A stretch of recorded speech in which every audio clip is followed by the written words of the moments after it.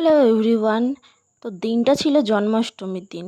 তো আমি তো সকাল সকাল ঘুম থেকে উঠে স্নান টান করে চলে এসেছি ভোগ রান্না করতে। এখানে হচ্ছে খিচুড়ি, তারপর মা এখানে করছে পাটিসাপটা পিঠে। তো মা এদিকে পিঠে করতে থাকা, তো আমি এদিকে চলে এসেছিলাম গোপালকে স্নান করাতে।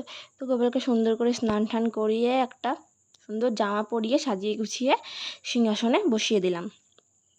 তারপর এখানে আমি ফল কাটছিলাম। তো ফলের মধ্যে নানা রকমের ফল ছিল, শসা, তো এখানে আপেল কেটে নিচ্ছি, তারপরে ছিল লেবু, তরমুজ, নানা রকমের ফল ছিল।